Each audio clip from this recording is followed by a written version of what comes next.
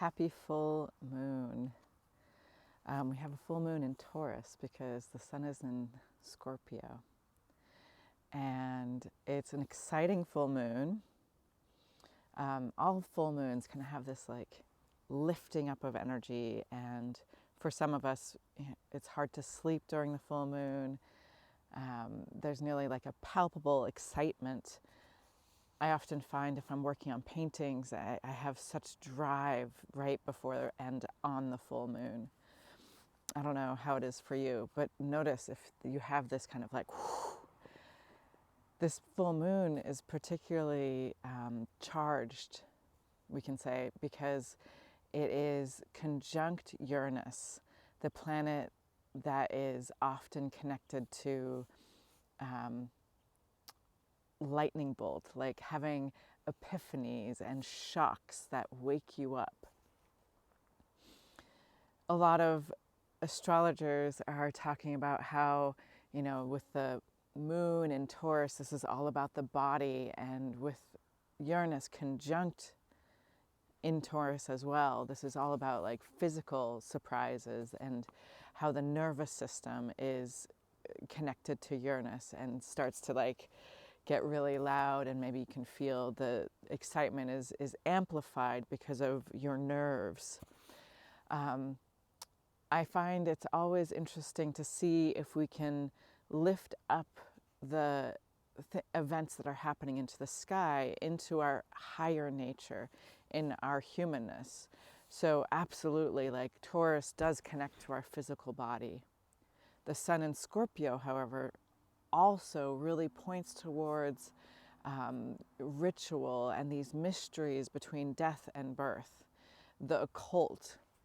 And so let's reimagine, what does this mean?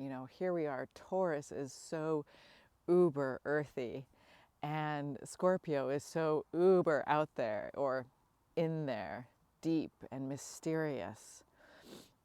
And then Uranus, I really am finding that one of the ways to relate to this powerful planet is to understand it as these, as I said, lightning bolts and epiphanies that wake us up to our higher nature. So one of my formative experiences was having an experience where my thinking went, oh, no way, that's not possible. And my whole body and my heart were like, yes. When I was presented with this spiritual concept, that's a story for a later date. But what was so cool was this epiphany element of it. It disrupted my smallness in my thinking, my materialistic understanding of the world. And it brought me really onto one of my life paths of working with esoteric Christianity. So if we look at Uranus as this deliverer of epiphany, or maybe we can even think of it as possessing the power to pierce the veil between the spiritual realm and the earthly realm. So then we have this wonderful full moon and this revelation, this revealing of maybe a truth that connects us in our earthliness to something in our spiritual mission, to something in the spiritual world, in the invisible world, in the world that is beyond just our one life or our mundane senses. So one of the things that we call actually sacred, or that we see as sacredness in the human being, is that the human being brings these two worlds to meet, brings the body and the nature of the earth to meet with the mysteries from above. That actually the human being is like a gateway between these two worlds. As we know from that, we're born into this world when we die out of the spiritual world. And when we die out of this earthly world, we're born into the spirit world. And so this full moon for me, has this element of reminding us of this connection. You know, the full moon in Scorpio always is in Taurus. And there's something about how we are on Earth that we want to desperately connect to the whole cosmos.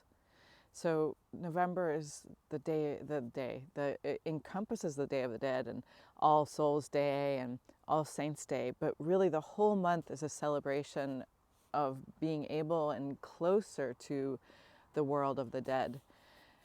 And during this full moon, maybe you find it, you know, some connection with people that you love and care about that have passed away.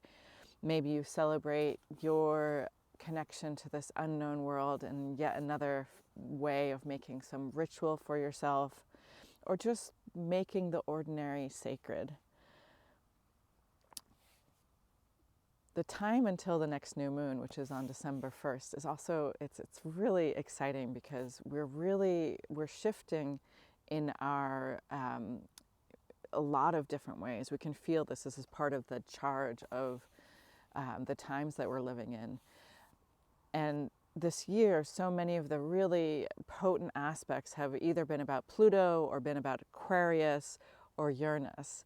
And so again, we have, you know, Pluto rules Scorpio, Uranus rules Aquarius. And during this time now, from the full moon to the new moon, Pluto is going to enter into Aquarius and this time stay there for the next 20 years. So it's a big deal. And it really harkens a time where there's going to be shifts that we all feel.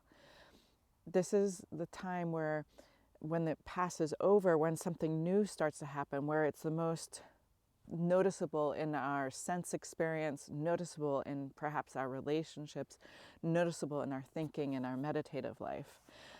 So knowing that, you know, from this celebration of the full moon, and the moon then starts to become smaller as it wanes and dies to the new moon on the 1st of December, really allow maybe some of this time to be a time of reflection of how have the past 20 plus years been since 2008, when Pluto spent his time in Capricorn. What has, you know, come to an end and that we want to close, so that we can really step into this new time, this new shift with Pluto coming into Aquarius for the next 20 years, with an ability to build something up. So this time when the moon is getting smaller and smaller, and there's a seeming, you know, there's a death element there. This is a time when we allow something to come to a close in ourselves, and we can also reflect consciously of what that death is going to birth into. So happy full moon in Taurus, and so much love. Mwah.